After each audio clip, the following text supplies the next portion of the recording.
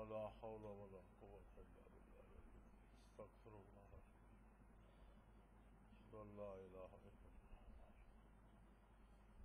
اللهم صل على محمد بارك الله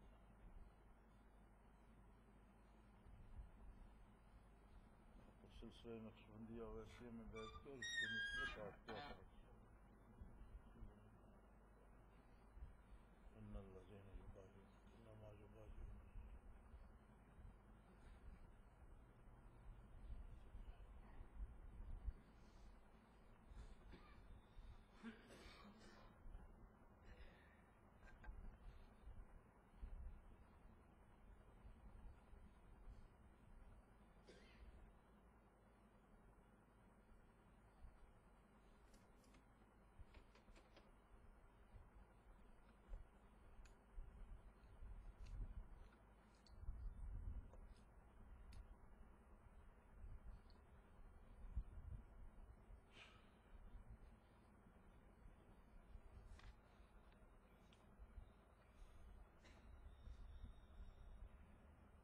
الحمد لله رب العالمين والصلاة والسلام على حبيبه محمد وعلى أصحابه أجمعين أعوذ بالله من الشيطان الرجيم بسم الله الرحمن الرحيم. یہ ایک سوال ہے کہ پانچوں لطائف پہ جن جلیل القدر انبیاء کرام کے انوارات پانچوں آسمانوں سے آتے ہیں، کیا وہ انبیاء کرام ان آسمانوں پہ تشریف فرما ہیں یا ان کی مخصوص تجلیات جو انہیں ملی کے حامل ہیں وہ آسمان ان تجلیات کے حامل ہیں؟ انبیاء علیہ الصلوۃ والسلام کے مقام ان آسمانوں پر ہے اور ہر نبی، یہ سارے اولو العزم انبیاء ہیں، اولو العزم رسول ہیں، اور ہر اولو العزم رسول کی اپنی ایک خصوصیت ہے جو ان کے تجلیات کے ساتھ اس کا پرتو ہوتا ہے. آدم علیہ نبینا علیہ الصلوۃ والسلام اللہ کے پہلے بندے ہیں جنہوں نے زمینوں کو آباد کیا اور بسایا. اسی طرح نوح علیہ السلام اور ابراہیم علیہ السلام استقامت کے پہاڑ ہیں. نوح علیہ السلام کا طویل ترین مجاہدہ کہ 950 برس آپ نے تبلیغ کی. لوگوں کا خیال ہے کہ دنیا بہت زیادہ ترقی کر گئی ہے، لیکن جو حالات نوح علیہ السلام کی قوم کے ملتے ہیں ابھی دنیا وہاں نہیں پہنچی. سائنس کی ترقی بھی وہاں نہیں پہنچی جہاں نوح علیہ السلام کی قوم پہنچ چکی تھی. آج سائنس نے بہت ترقی کر کے سولر سسٹم ایجاد کیا ہے کہ وہ سورج سے توانائی حاصل کر کے بجلی بناتا ہے اور آگے آپ اس سے بیٹری کنیکٹ کرتے ہیں یا کاریں لگا کر آگے پھر ٹیوبیں یا بلب لگاتے ہیں یا پنکھے چلاتے ہیں. لیکن اس معاملے میں قوم نوح علیہ السلام نے ایک ایسی مایا ایجاد کی تھی کہ جو اگر سخت ترین پتھر پہ بھی ڈالی جائے تو سلیقہ کا ایک پتھر ہوتا تھا سینڈ سٹون، جو بہت سخت ہوتا تھا. اب بھی سینڈ سٹون میں ایک پتھر آتا ہے جو جس کے لیے بارود لگانے کے لیے اسے کھودنا پڑے تو مشکل ہو جاتا ہے.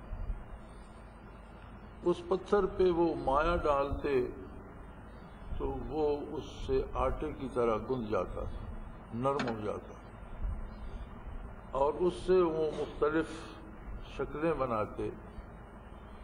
پھر اس میں ایک ایسی خصوصیت آ جاتی تھی کہ وہ سورج سے روشنی جذب کرتا تھا اور پھر آگے کوئی بلب نہیں لگایا جاتا تھا، کوئی تار نہیں لگائی جاتی تھی. جب سورج ڈوبتا تھا تو وہی پتھر روشن ہو جاتا تھا. اور یوں ساری رات سارے شہر روشن رہتے تھے. سڑکوں پہ انہوں نے وہ پتھر لگا دیے تھے، وہ دن بھر روشنی جذب کرتے اور رات بھر روشنی بکھیرا کرتے تھے. اس طرح کی ان کی بے شمار ایجادات تھیں جو اس وقت ساری میرے ذہن میں نہیں ہیں.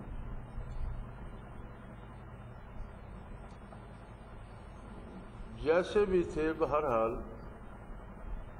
جو آج کی ترقی ہے اس سے بہت آگے تھے.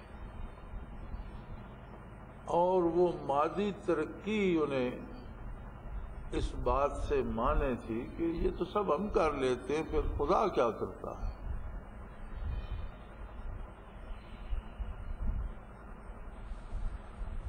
آپ کو شاید یاد ہوگا شہنشاہ ایران سے کسی نے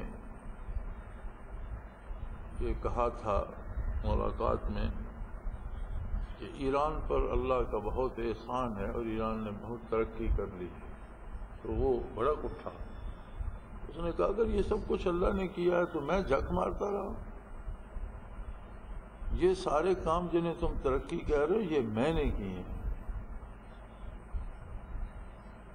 پھر وہ ایسا بے نیاز ہے کہ اس نے اسے ایسا پکڑا کہ وہ بھاگتا پھرتا تھا اور اسے چھپنے کے لیے کوئی ملک پناہ نہیں دیتا. اور مر گیا تو کوئی ملک قبر کے لیے جگہ دینے کو تیار نہیں. اور مصر کے انوار السادات نے اس کی بیوی سے سودا کیا کہ اتنی دولت دے دو بیٹی کو اور بیٹی میرے بیٹے کے ساتھ بیاہ دو تو مصر میں دفن کی اجازت دوں گا. اور وہ دولت لینے کے بعد اس کی بیٹی کو بھی بھگا دیا اور جہاں دفن کیا اللہ کی شان ہے وہ زمین دھنستی چلی جاتی ہے. اوپر سے برابر کرتے ہیں پھر دھنس جاتی ہے، پھر برابر کرتے ہیں پھر دھنس جاتی ہے. تو نوح علیہ السلام کی قوم جو تھی اس کا بھی عالم یہی تھا. تو آج بھی وہ مشہور ٹرائنگل جو ہے جہاں کوئی بحری جہاز جائے تو غرق ہو جاتا ہے اور اوپر سے اگر ہوائی جہاز گزرے تو غرق ہو جاتا ہے، اس کا کوئی پتہ نہیں چلتا. یہ وہ جگہ ہے جہاں طوفان میں نوح علیہ السلام کی قوم غرق ہوئی تھی،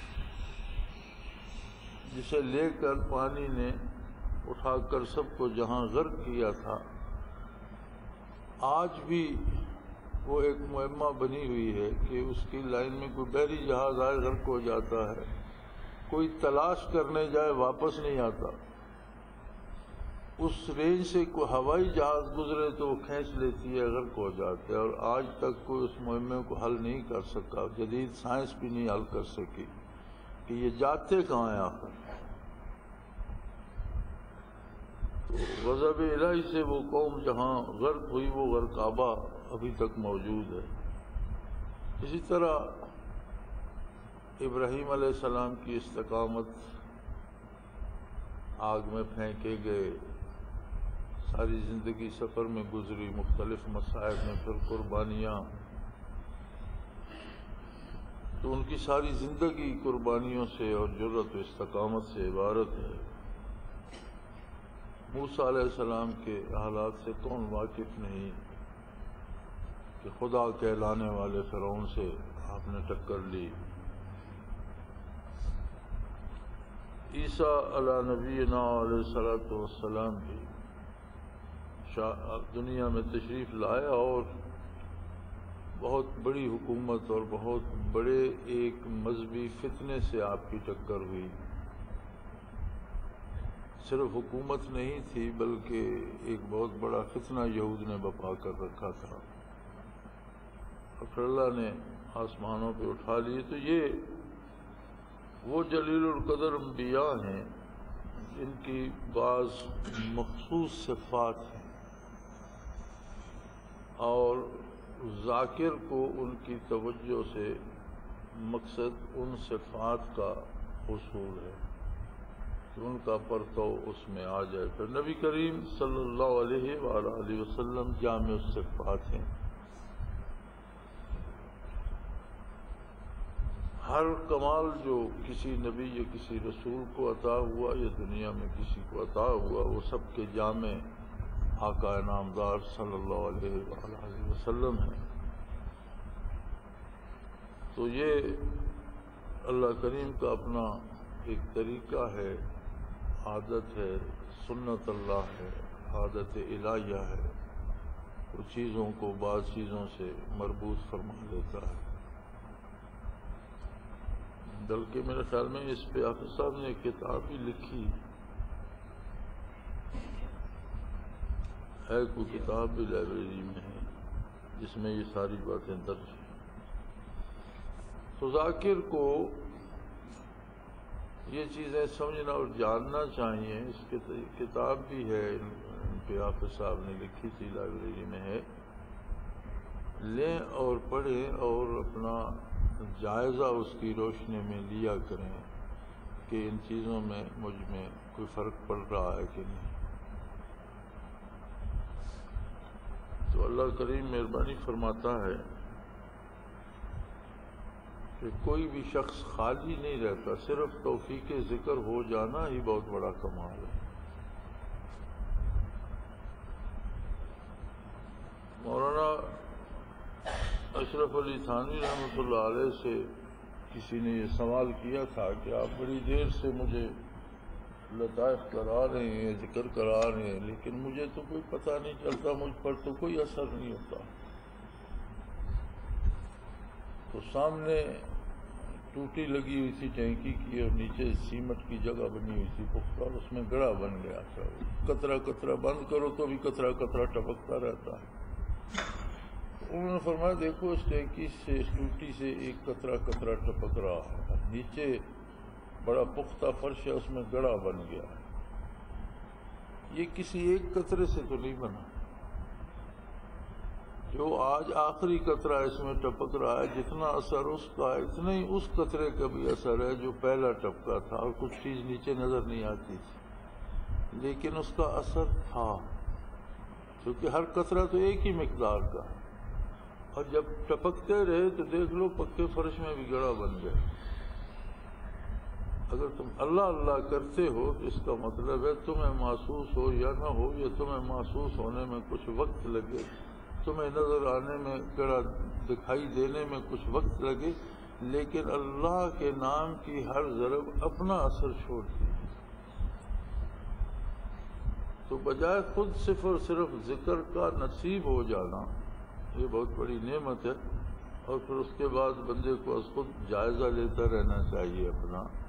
میں گزارش کروں گا کہ لائبریری سے وہ کتاب لیں اور اسے سبکن پڑھیں اور سمجھیں کہ ان انبیاء علیہ الصلوۃ والسلام کی برکات کا مزاج انسانی پہ، طبیعت پہ، سوچ پہ، فکر پہ کیا اثر ہوتا ہے، اور پھر اس کا اپنی ذات میں جائزہ لیں. وآخر دعوانا الحمدللہ رب العالمین. میں نے غیر متعلقہ سوالات سے منع کیا تھا. اس موضوع پہ جو سوالات ہوں ان سے نہیں روکا. کوئی بات دل میں ہو تو جس کی وضاحت چاہیے ہو تو ضرور سوال کیا کریں. الحمدللہ رب العالمین والصلاۃ والسلام علی الہی برمت حضرت محمد رسول صدیق.